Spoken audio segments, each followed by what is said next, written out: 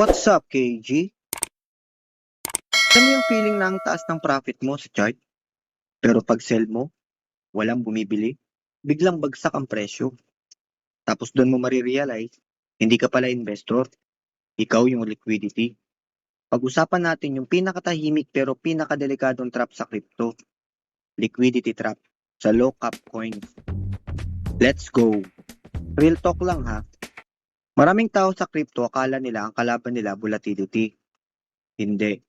Ang tunay mong kalaban, walang buyer. Kasi kahit gaano kalaki ang unrealized gains mo, kung di mo siya maka-cash out, wala siyang value. Ano ba talaga ang liquidity trap? Simple lang. Liquidity trap. Hindi ka makalabas ng hindi sinisira yung presyo. Sample, bumili ka ng low cap coin worth 50,000 pesos. Tumaas siya ng 3x, naging 150k. Sabi mo, easy money. Pero na nag-sell ka, boom, biglang 30% agad yung presyo. Bakit? Kasi ikaw lang ang seller at halos walang buyer. Tanong ko sa'yo, kung ikaw lang ang gustong lumabas, sino ang bibili sa'yo? Bakit ito nangyayari sa low cap coins?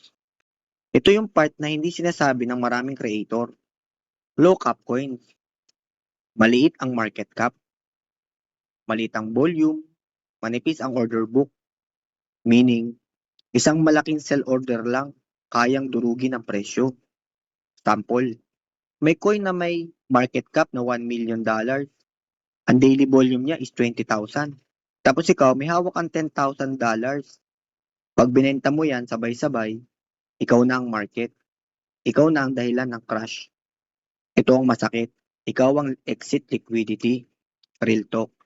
Maraming lock-up project hindi para mag-grow. Para lang silang mag-create ng hype, narrative, community. Para may pumasok na bagong pera at pag pumasok ka, guess what? Ikaw na yung liquidity ng nauna sa'yo. Ito yung pattern.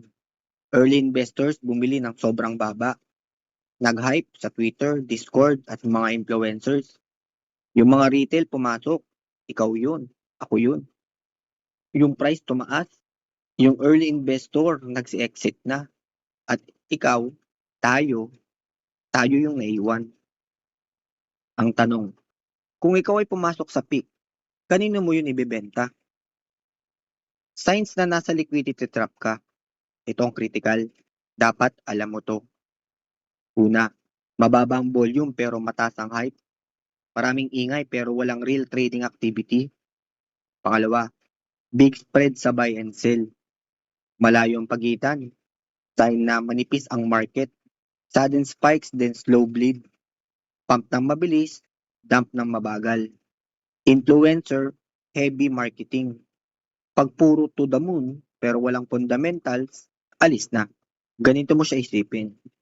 May coin na biglang nag times 10. Tanong, saan ang galing yung pera? Hindi yan magic. May pumasok na bagong buyers. Pero pag tumigil yung bagong buyers, tapos ka. Ang psychology ng liquidity trap, ito yung pinaka-underrated. Hindi ka natatrap dahil sa chart, natatrap ka dahil sa mindset. Greed, aantayin ko pa mag times 5. Denial, temporary dip lang to. Ego, hindi ako mali, market ang mali. Real talk, hindi ka nalulugi dahil sa coin. Nalulugi ka dahil ayaw mong mag-exit. Hindi sapat ang awareness, kailangan may strategy. Una, i-check mo yung volume laban sa position size. Ang rule, kung hindi kaya i-exit ang position mo within 1 to 2 trades, delikado ka. Scale out, wag all in sell. Dahan-dahan lang ang pagbebenta. Wag ma-FOMO sa low liquidity pumps. Pag mabilis ang akyat, mas mabilis ang pagbagsak. Lagi mong tatanungin, kung ngayon ako magsisell, may bibili ba? Kung di mo masagot, red flag na yan. Ito yung hard truth na ayaw mo marinig. Hindi lahat ng lock-up opportunity. Minsan, trap lang siya na mukhang opportunity.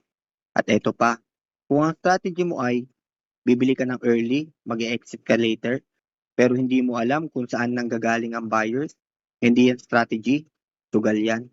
Alam mo ba, may ibang whales, sinasadya nilang panipisin ng liquidity para mas madaling i-manipulate ang price.